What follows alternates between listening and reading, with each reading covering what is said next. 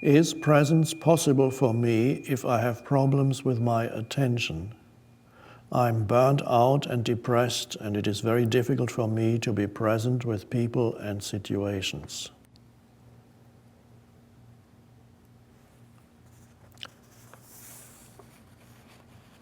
And this is the same person, as far as I can see, who somewhere else asked me something like, I've been following your teachings for 10 years and no change has happened in my life. The same person.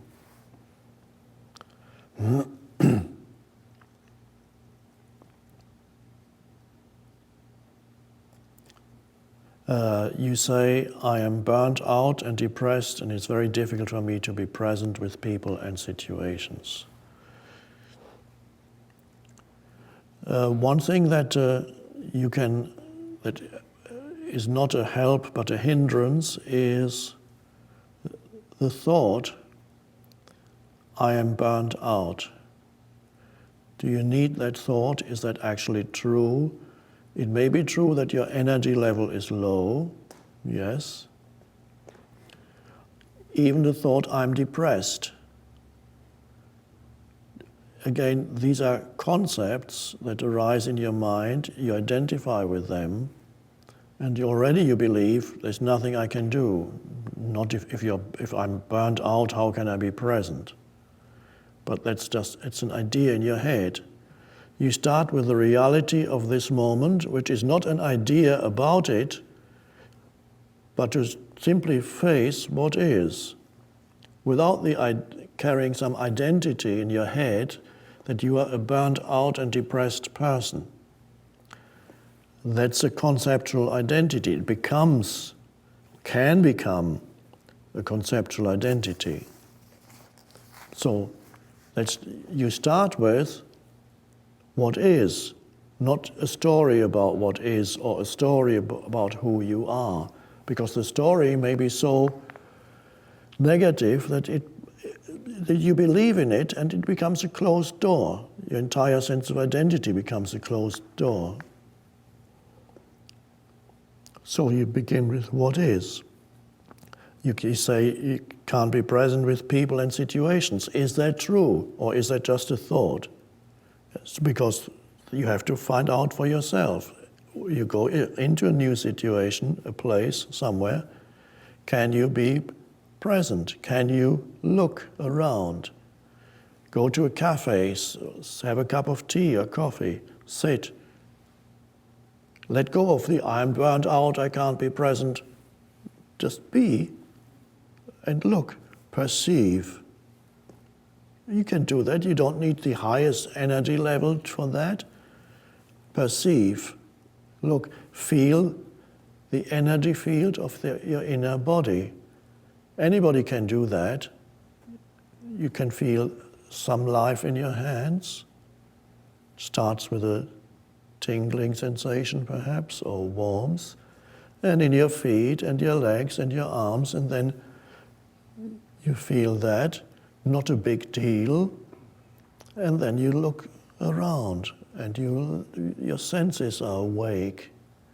You look, you listen, noises, people, you breathe in the air, perhaps you taste the tea or the coffee, and you're entering the present moment. No big deal, just entering the present moment. And then you become aware of the fact that you are here, that you are a conscious presence that perceives the world around you. Well, that's a good start. And it's not a challenging situation, but that's how you start when you're not being challenged. And so, the next time you talk to someone, feel the inner body. You've been following this teaching for 10 years, and your mind keeps telling you that because you're burned out and depressed, you can't do it. That's an illusion. It's very simple. Don't believe in any idea in your head that what your mind is saying about who you are. And then it becomes very simple.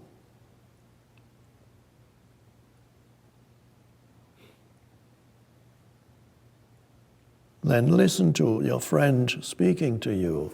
Feel the inner body as you listen. If you can only feel the inner body, feel that a little bit of aliveness in here throughout the body, that means it's beginning to work for you. And perhaps it's started to work already, but your mind continuously denied it. Otherwise, why would you carry on for 10 years?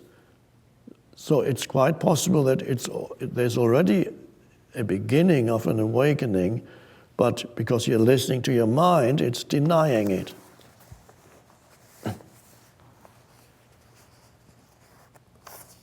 So I just wanted to point you in the right direction here. I'm sure I will hear from you again, and you let me know how it goes.